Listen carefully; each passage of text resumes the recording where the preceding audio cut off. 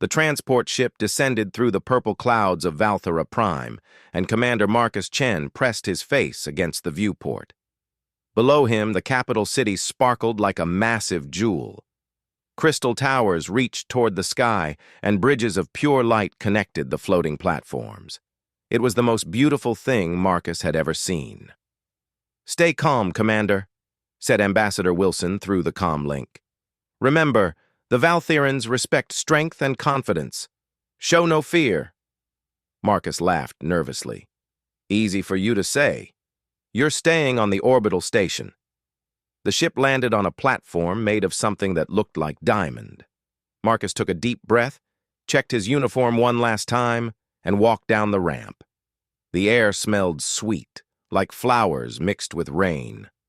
Around him, dozens of Valtheran people watched his arrival. They were magnificent. Each one stood at least 7 feet tall, with skin that seemed to glow from within. Their skin changed colors as they looked at him, shifting from blue to green to purple. Marcus had studied their culture for months, but seeing them in person was completely different. At the front of the crowd stood a woman who made the others look ordinary. She was taller than the rest, with broad shoulders and muscles that showed clearly through her ceremonial armor. Her skin burned bright crimson, which Marcus remembered meant anger or challenge. This had to be High Commander Zephyria, the Queen's champion. "So," Zephyria said, her voice deep and powerful, "Earth sends us this small creature to negotiate an alliance?" The crowd laughed. Their skin flickered orange, the color of amusement. Marcus felt his face grow hot, but he forced himself to stand straight. "Commander Marcus Chen," he said, extending his hand in the human greeting, "I'm honored to represent Earth in these negotiations." Zephyria looked at his hand like it was something dirty.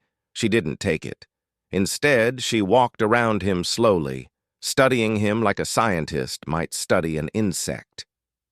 "Your people want our protection," she said. "You want access to our trade routes. You want us to recognize Earth as an equal partner." She stopped in front of him. "But what can humans offer us? You have no great warriors. Your ships are primitive. Your lifespans are barely a century. Why should the Valtheran Empire waste time with you?" Marcus had prepared for this. Ambassador Wilson had warned him that the Valtherans would test him immediately. "We offer something your empire needs," he said calmly. "Fresh perspective, new ideas, different ways of solving problems." Zephyria's skin flashed darker red, almost black. The crowd went silent. Marcus realized he had said something wrong, but he didn't know what. "Are you suggesting," Zephyria said slowly, "that the Valtheran Empire, which has stood for 10,000 years, which rules 40 star systems, which has never lost a war, needs help from humans?" "I'm suggesting that every civilization benefits from friendship," Marcus replied carefully. Zephyria laughed, but it wasn't a friendly sound. "Friendship? We don't need friends. We need to know if you're worthy of our time." She turned to the crowd. "By the ancient laws of combat, I challenge this human to single battle. If he wins, we will hear Earth's proposal. If he loses, and he will lose, Earth will leave Valtheran's space and never return." The crowd erupted in excited chatter. Their skin blazed orange and yellow. Marcus felt his stomach drop. This wasn't part of the plan. Ambassador Wilson was shouting something through the comm link, but Marcus couldn't focus on the words. I'm a diplomat, not a soldier," Marcus said. "You wear a military uniform," Zephyria pointed out. "Your rank is commander. You claim to represent Earth's strength, so represent it, or admit that humans are too weak to stand beside Valtherans." Marcus understood the trap. If he refused, the negotiations were over. If he accepted, he would probably get hurt badly. Valtheran combat rituals were famous throughout the galaxy for their brutality, but he thought about Earth, about the millions of people counting on this alliance. Earth needed access to Valtheran trade routes. Earth needed powerful friends in this dangerous part of space. I accept your challenge, Marcus said. The crowd gasped. Their skin shifted to surprised silver. Even Zephyria seemed taken aback for a moment. Then she smiled, showing teeth that were slightly too sharp. Brave, she said. Foolish, but brave. The combat will begin in 1 hour. That gives you time to prepare and to say your prayers. 2 Valtheran guards led Marcus to a preparation chamber. Ambassador Wilson was screaming through the comm link now. What are you thinking? You can't fight her. She's killed people in these challenges. Do I have a choice? Marcus asked. We'll file a formal complaint. We'll say this violates diplomatic protocol, and they'll laugh at us and send us home, Marcus interrupted. Sir, with respect, we knew the Valtherans value strength. We knew they might test us. Well, this is the test. The comm link went quiet for a moment. Then Wilson said softly, Don't die, Marcus. That's an order. Marcus looked at himself in the mirror. He was 6 feet tall, which was big for a human, but tiny compared to Valtherans. He was fit and trained, but he had fought in exactly 0 alien combat rituals. He thought about his family back on Earth, his sister, his nephew. He had promised his nephew he would bring back a Valtheran crystal flower. A guard entered and handed him a simple combat suit. The arena is ready, the guard said. His skin was neutral gray. Human, I will tell you something. High Commander Zephyria has won 127 challenges. No one has ever defeated her. Well, Marcus said, putting on the suit, there's a first time for everything. The guard's skin flickered with something that might have been respect or pity. Marcus couldn't tell which. They led him through crystal corridors to a massive circular arena. Thousands of Valtherans filled the seats, their skin creating a rainbow of colors that hurt to look at.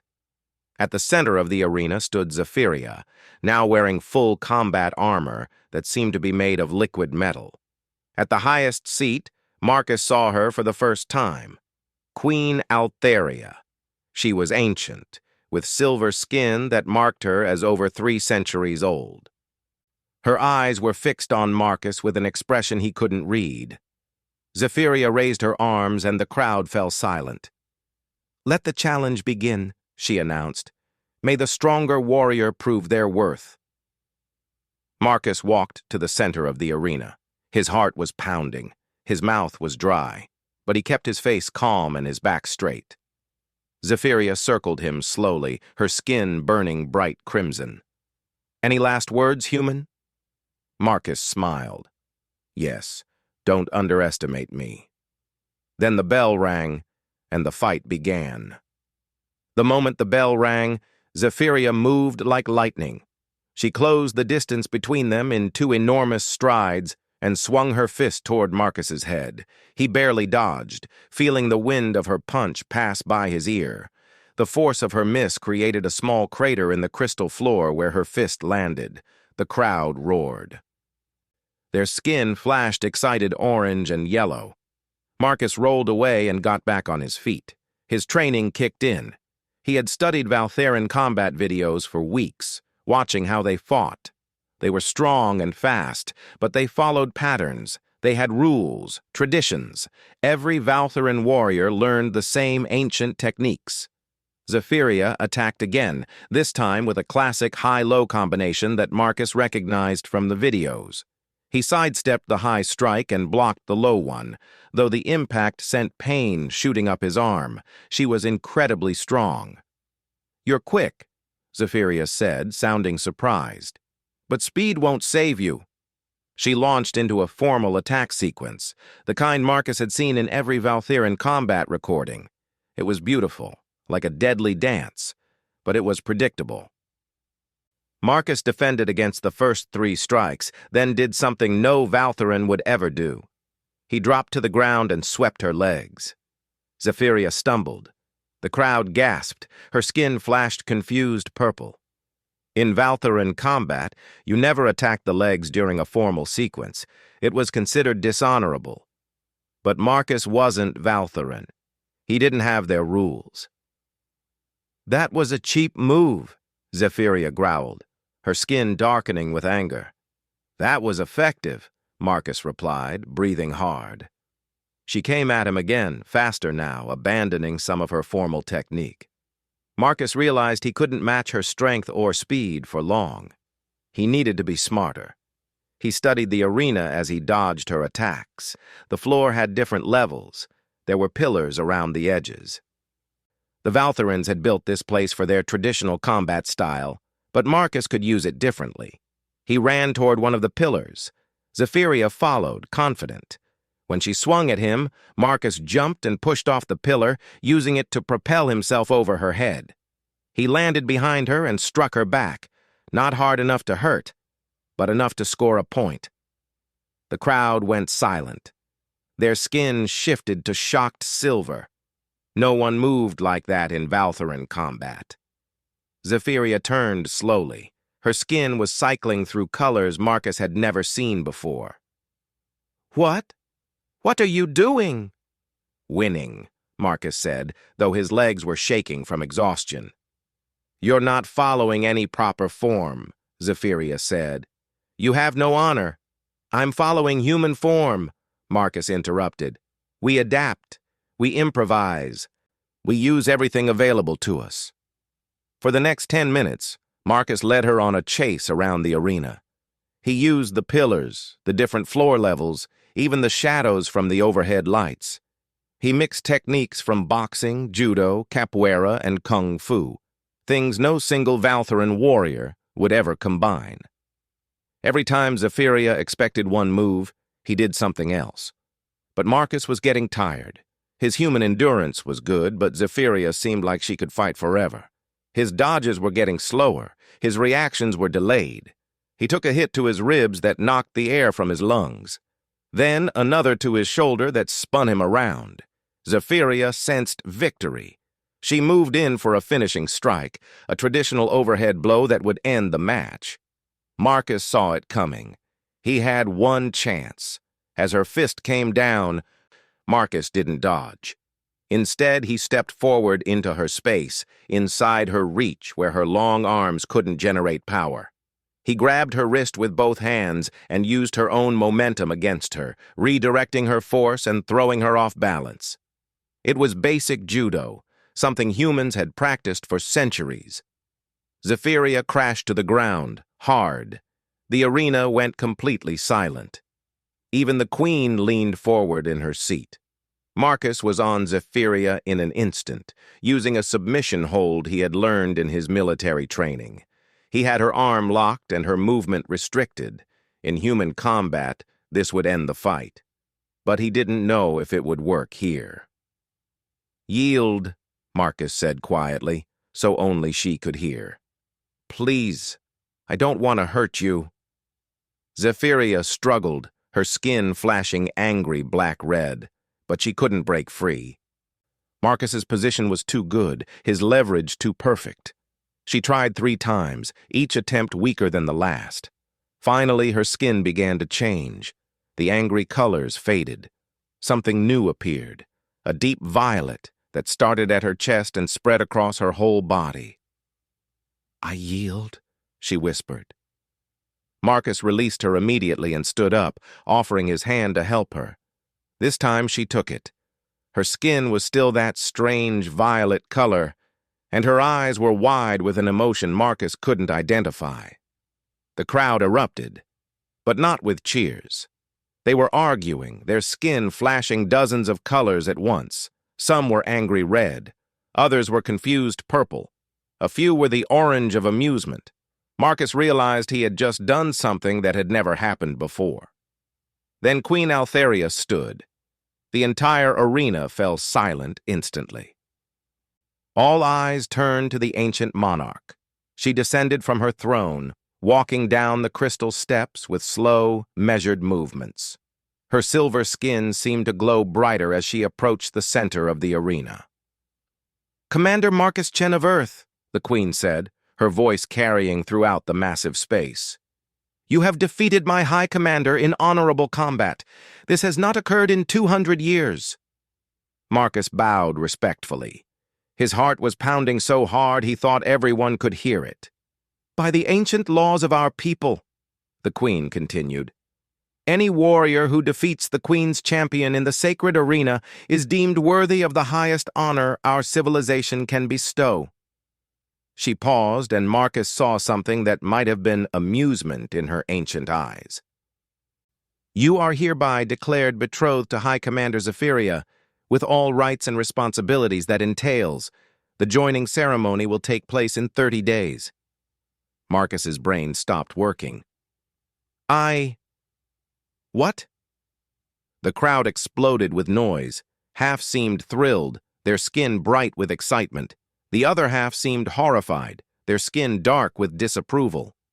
Zephyria stood frozen, her skin still that deep violet color, staring at Marcus with an expression of absolute shock.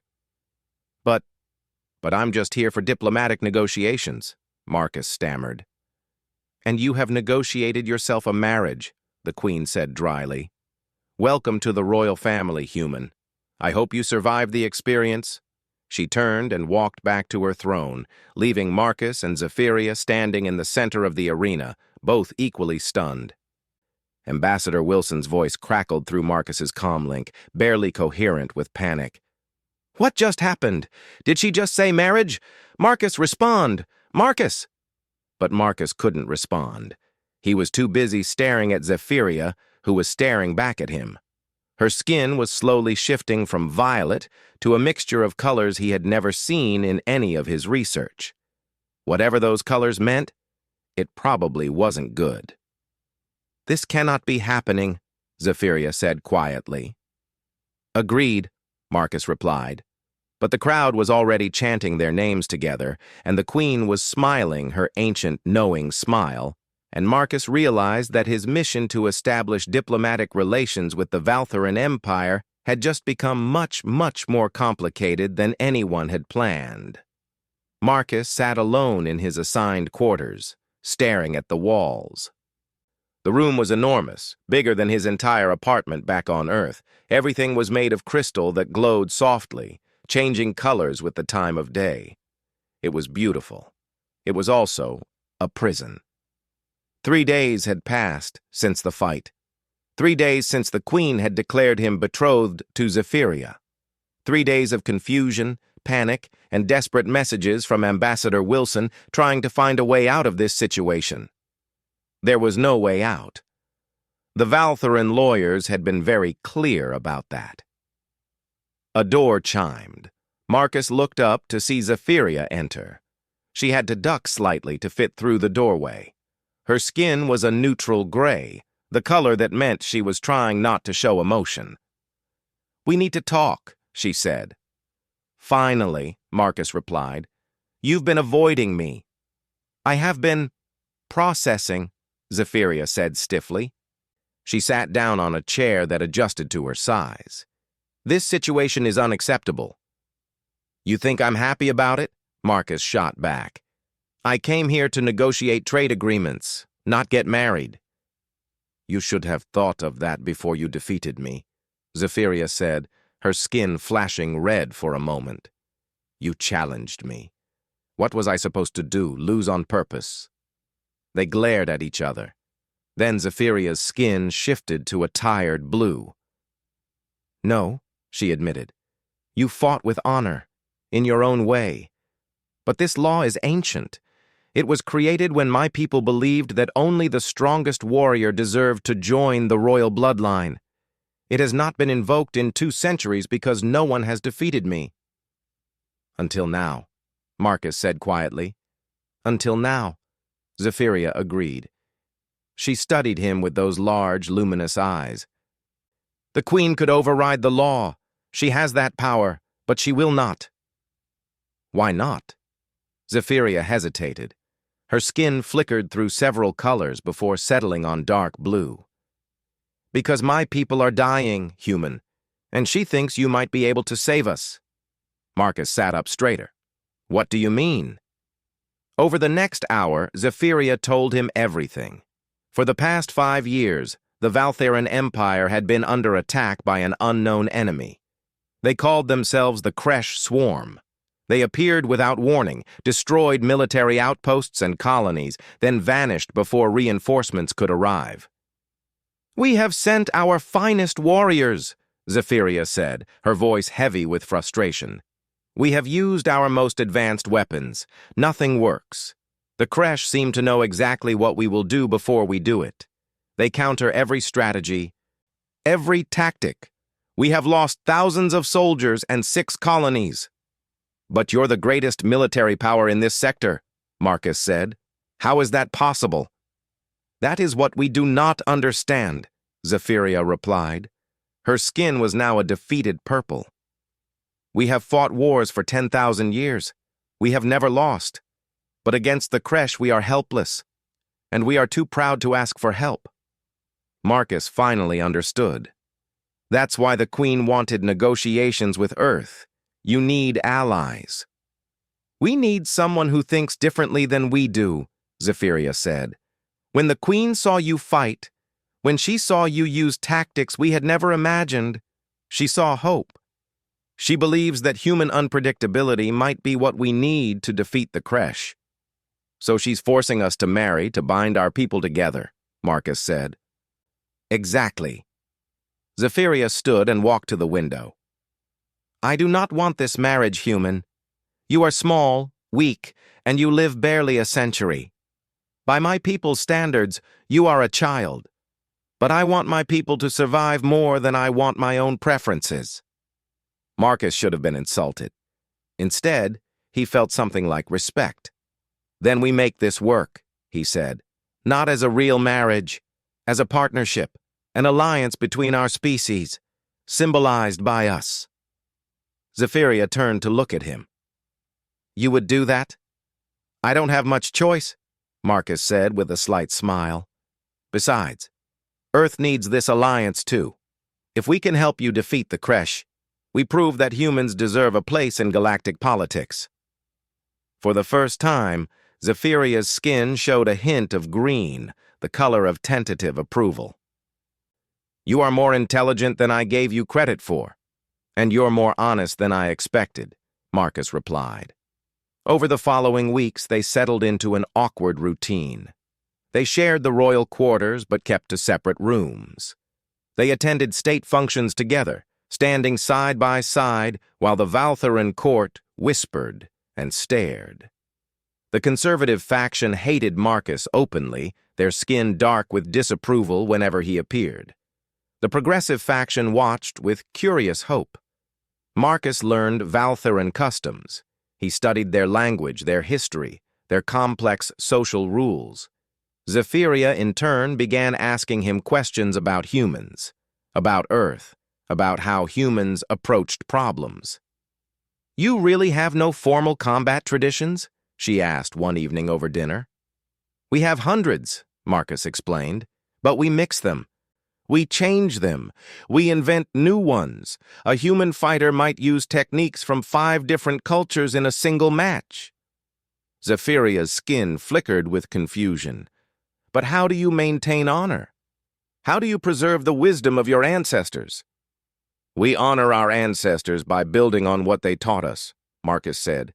"We don't just preserve their wisdom. We add to it."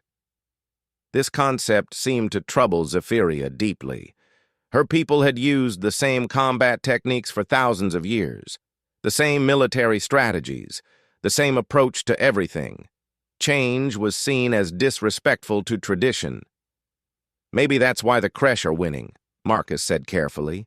"They've studied your traditions. They know exactly what you'll do, but they don't know what humans will do because we're always changing." Zephyria was silent for a long moment. Then she said, "Show me." "Show you what?" "Show me how humans fight. Train me in your unpredictable ways." Marcus was surprised. This was the warrior who had humiliated him in front of her entire court. But he saw the desperation in her eyes, the way her skin kept shifting to worried colors. Her people were dying, and she would do anything to save them, even learn from a human she had once considered beneath her. "All right," Marcus agreed, "but you have to actually listen to me. No pulling rank, No, that's not how Valthorans do things. Zephyria's skin flashed annoyed red for a moment. Then she took a deep breath, and it settled to determined green. Agreed. They began training together every morning. Marcus taught her to think differently about combat, to use the environment, to change tactics mid-fight, to break rules when rules didn't make sense. Zephyria was a terrible student at first. She kept falling back into formal patterns, traditional moves. But gradually, slowly, she began to understand. One morning, 3 weeks into their training, she actually surprised him with an unconventional move. Marcus ended up on his back, staring up at her in shock. Zephyria's skin was bright, happy yellow. "I improvised," she said, sounding amazed at herself. "You did," Marcus agreed, grinning despite his bruised ego. That afternoon, alarms screamed throughout the palace. Red lights flashed. Zephyria's communicator erupted with panicked voices. Marcus didn't understand all the words, but he understood the tone. "The creche," Zephyria said, her skin going pale. "They're attacking the capital." They ran to the command center together. The screens showed chaos. 3 creche ships had appeared in orbit, seemingly from nowhere. They were firing on the civilian districts. Valthoran defense forces were scrambling, but they were disorganized, caught off guard. Marcus watched the screens, his mind racing. He saw the Valtheran ships forming up in their traditional defensive formation. He saw the creche ships moving to counter it, like they had done this 100 times before. "They're going to lose," Marcus said. "Your forces are following the standard defense protocol. The creche already know how to beat it." Zephyria looked at him, her skin desperate violet. "What do we do?" Marcus took a deep breath. This was it. The moment that would prove whether humans deserved to be here or not. "Give me command," he said. "Let me coordinate the defense my way." The Valtheran officers in the command center turned to stare at him, their skin flashing with outrage. A human? Command their forces? It was unthinkable. But Zephyria looked at the screens, at her people dying, at the traditional tactics failing again. She looked at Marcus. Then she turned to the officers and said words that would change everything. "Do as the human commands." The command center fell silent. Every Valtheran officer stared at Zephyria with expressions of shock and betrayal. Their skin flashed angry red and black. "High Commander," one officer said, his voice tight with fury, "you cannot be serious. A human cannot lead Valtheran forces." "Our forces are dying right now following our traditional tactics," Zephyria interrupted, her skin burning bright crimson with authority. "The creche know everything we will do. We need someone they cannot predict. Now obey my order or face charges of insubordination during wartime." The officers had no choice. They turned to their stations, though their skin remained dark with disapproval. Marcus stepped up to the main tactical display. His hands were shaking, but he forced them to be steady. Lives depended on what he did in the next few minutes. He studied the battle unfolding above the planet. The Valtheran ships were moving into their standard defensive formation, a beautiful, symmetrical pattern that had protected their worlds for centuries. It was also completely predictable. "Break formation," Marcus ordered. "All ships scatter now." "That violates every principle of defensive combat," an officer protested. "Do it," Zephyria barked. The Valtheran ships broke apart. Confused but obedient. The creche ships, which had been moving to flank the standard formation, suddenly had no clear target. They hesitated for just a moment, and that moment was all Marcus needed. "Second and fifth squadrons, attack from above and below simultaneously. First and third, feint toward their left ship, then break off and focus fire on the right one. Fourth squadron, stay back and look vulnerable. When they take the bait, you spring the trap." "This is chaos," the officer muttered. "There is no honor in such tactics." "There is survival," Marcus said sharply. "Execute the orders." The battle became a dance of confusion. The Valtheran ships stopped fighting like they had trained for thousands of years. Instead, they fought like humans, unpredictable, adaptable, changing strategies every few minutes. The Kresh ships, which had been dominating moments before, suddenly seemed lost. They kept moving to counter tactics that never fully materialized. They kept preparing for patterns that never completed. Marcus watched the screens intensely, calling out new orders every 30 seconds. He kept the Kresh off balance, never letting them predict what would come next. When they adapted to one strategy, he switched to another. It was exhausting, like playing chess against 3 opponents at once, but it was working. After 20 minutes of intense combat, one Kresh ship took critical damage and retreated. Then another. The third ship tried to press the attack alone, but found itself surrounded by Valtheran vessels attacking from 6 different angles at once, something the Kresh had clearly never encountered before. The third ship retreated. The battle was over. The command center erupted in shocked celebration. Officers embraced each other, their skin flashing victorious gold and yellow. They had won a battle against the Kresh for the first time in 5 years. Several officers approached Marcus, their skin shifting to respectful violet, clearly wanting to apologize for doubting him. But Marcus wasn't celebrating. He was staring at the sensor data from the Kresh ships, his expression troubled. "What is wrong?" Zephyria asked, coming to stand beside him. "We won." "Yes, but look at this." Marcus pointed to the data streams. The Kresh ships were recording everything. Every move we made, every tactic. They were learning. Zephyria's skin went cold blue with understanding. "They will adapt." "Exactly," Marcus said grimly. "We surprised them today, but they're a hive mind. Every ship shares information instantly. Next time they'll be ready for these tactics. We bought ourselves time, but not much." "Then we must strike now," said Admiral Torvak, the highest-ranking military officer present. His skin was determined green. "We should press our advantage while they are still confused. Attack their forward bases before they can adapt." "Agreed," Zephyria said. She looked at Marcus. "Can you plan such an attack?" Marcus nodded slowly. "But I'll need access to all your intelligence on Kresh positions, and I'll need human reinforcements, ships, soldiers, strategists. We need to combine Valtheran strength with human unpredictability at every level." "That will require full military integration," Admiral Torvak said. His skin flickered with uncertainty. "Humans and Valtherans fighting side by side, training together, sharing command. Many in our military will resist. Then they can explain their resistance to the families of our dead," Zephyria said coldly. "We have lost 6 colonies and thousands of warriors because we were too proud to change. No more. As of now, we have a joint task force. Commander Chen will help lead it." That evening, as Marcus and Zephyria returned to their quarters, exhausted but victorious, they found General Korvath waiting for them.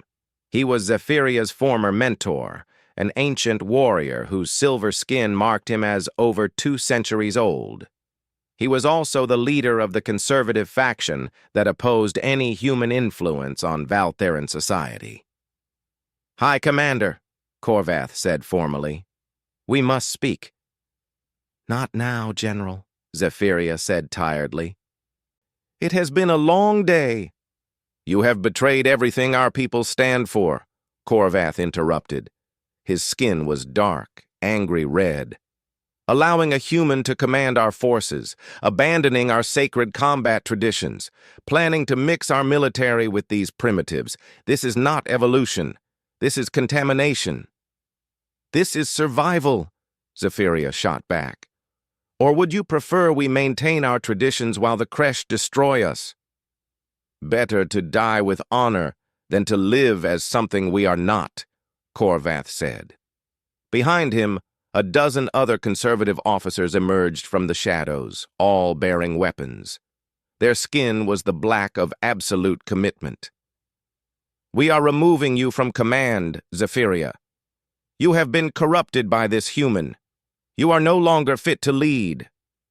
Marcus reached for his weapon, but 3 officers were already pointing energy rifles at him. He raised his hands slowly. "This is treason," Zephyria said, her skin blazing with fury. "This is patriotism," Corvath replied sadly. "I taught you everything, Zephyria. I made you into the greatest warrior of our generation. I will not watch you destroy our culture.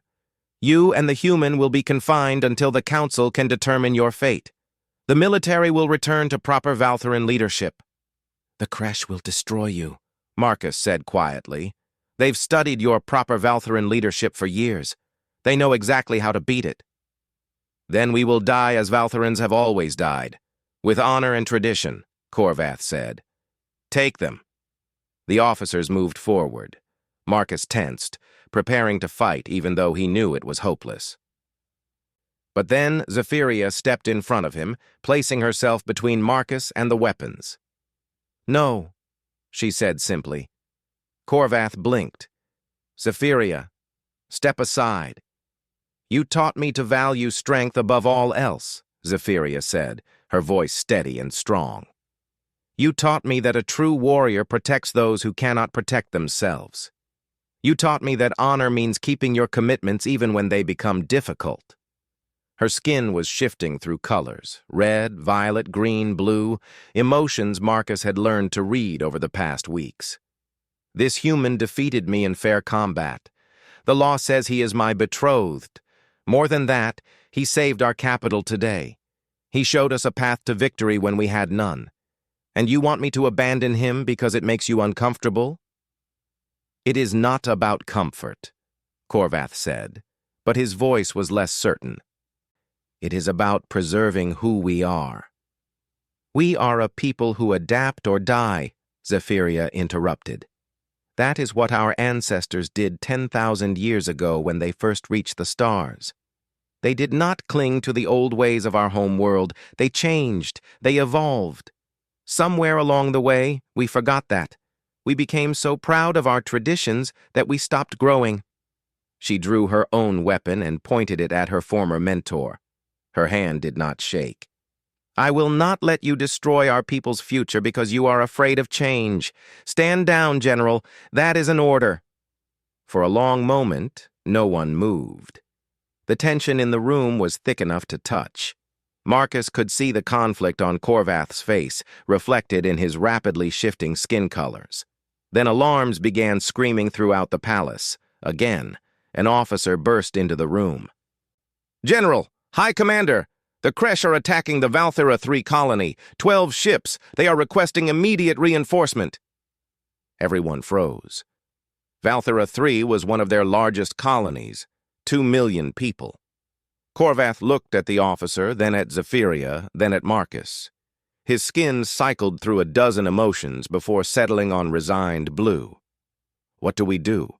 he asked quietly, and Marcus realized the question was directed at him. Marcus looked at Zephyria. She nodded once, her skin showing complete trust, a deep, steady violet mixed with green. "We work together," Marcus said. "All of us. Or we lose everything." The command center transformed into controlled chaos. Marcus stood at the main display with Zephyria on one side and General Corvath on the other. The conservative officers who had moments ago been attempting a coup were now working frantically at their stations. The Kresh attack on Valthera 3 was the largest they had ever launched. 12 ships against a colony that had defenses designed for maybe 4. "We need 30 minutes to get our fleet there," Admiral Torvak reported, his skin pale with worry. "The colony will fall in 15. "Then we buy them 15 minutes, Marcus said. He turned to Corvath. "General, you know Valtharan tactics better than anyone. I need you to predict what the Kresh expect us to do." Corvath's skin flickered with surprise, then shifted to thoughtful blue. "They will expect us to send our main battle fleet directly to the colony. Standard defensive formation, shields forward, heavy cruisers in the center." "Right," Marcus said. "So we do the opposite. Admiral, split the fleet. Send half on the direct route in standard formation. Let the Kresh see them coming. Send the other half on a wide loop, engines running cold, appearing to be cargo vessels retreating from the battle." "Deception," Corvath said slowly. "That is not honorable." "It is smart," Zephyria said firmly. "Continue, Marcus." "The Kresh will focus on destroying our main force," Marcus explained, his fingers dancing across the tactical display. "When they commit to that attack, our hidden ships drop the disguise and hit them from behind. They won't expect it because Valtherans never use deception tactics." "Because we have honor," one conservative officer muttered. "Because you have patterns," Marcus corrected, not unkindly. "And the Kresh have learned to exploit those patterns. Honor doesn't protect your people. Victory protects your people." Corvath was silent for a moment, then nodded. "Execute his plan." The fleet split and jumped to hyperspace. Marcus coordinated with the human reinforcements that had been stationed in the system, 3 small ships with experimental weapons and a lot of courage.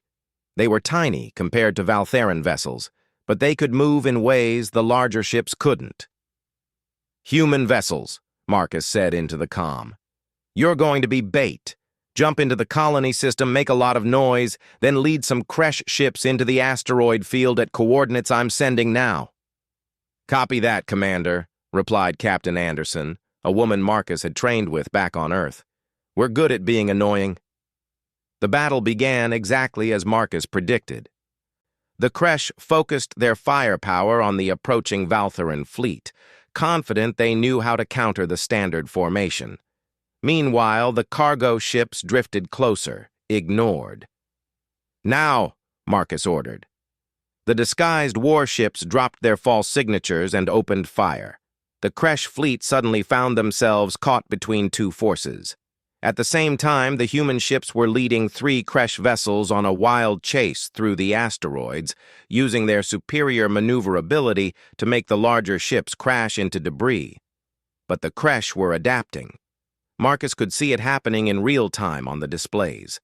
They were learning the new tactics, adjusting their formations, starting to predict the unpredictable. "They're catching on too fast," Zephyria said, her skin worried purple. Marcus's mind raced. They needed something the Kresh couldn't adapt to, something so unexpected that— "I have an idea," Marcus said, "but it's dangerous, and it requires perfect trust between our forces." "Tell us," Corvath said. Marcus outlined his plan. The Valtheran officers listened with growing horror. What he was suggesting violated every military protocol they had. It was reckless. It was insane. It was human. "If this fails, we lose everything," Admiral Torvak said. "If we do nothing, we lose anyway," Marcus replied.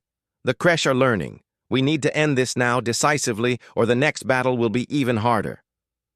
Zephyria looked at Marcus for a long moment.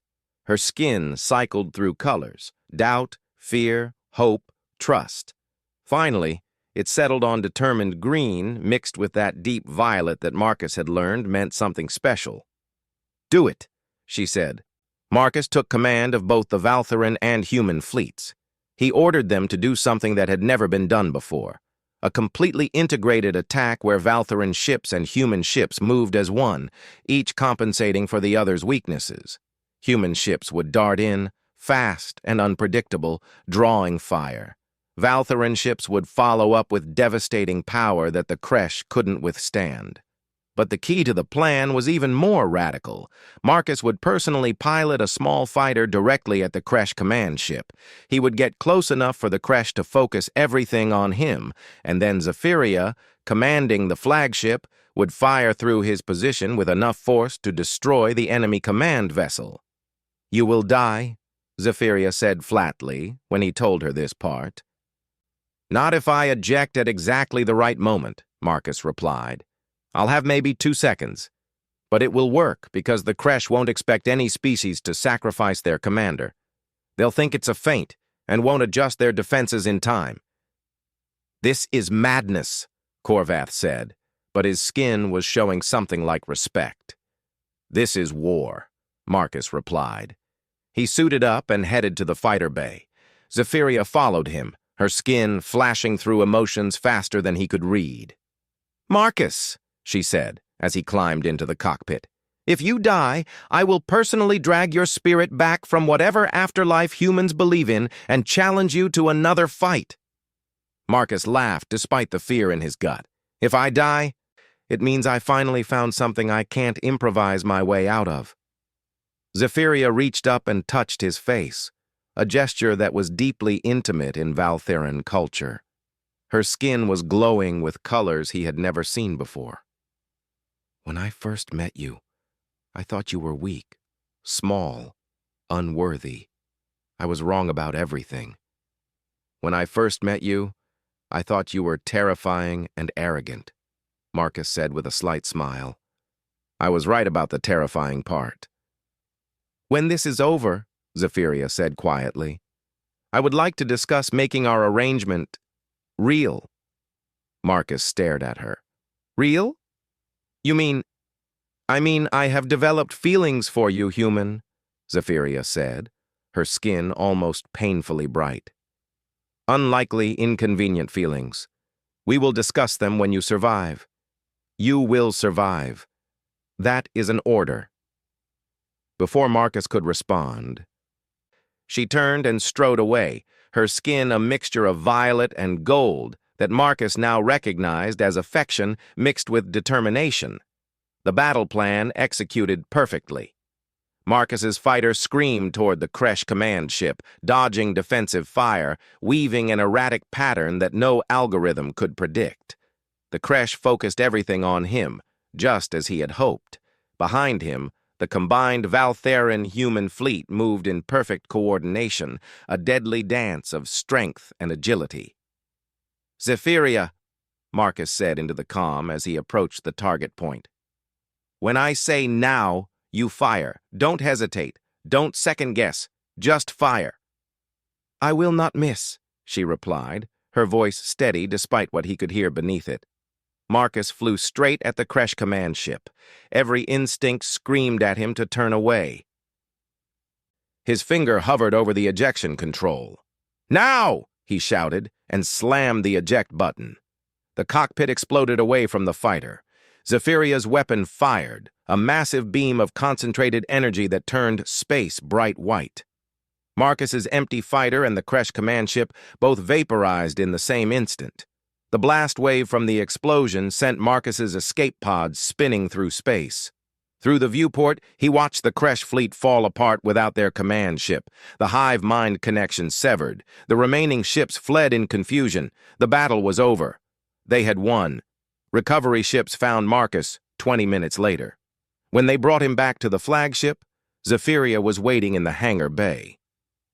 The moment he stepped out of the rescue ship, she crossed the distance between them in 3 long strides and pulled him into an embrace that would have crushed a weaker human. "You are an idiot," she said, her skin blazing with relief and joy and anger all at once. "I'm an alive idiot," Marcus pointed out, hugging her back despite his bruised ribs. "We still need to discuss your reckless disregard for your own safety," Zephyria said. Then, in front of the entire crew, she kissed him, a gesture she had learned from human cultural files.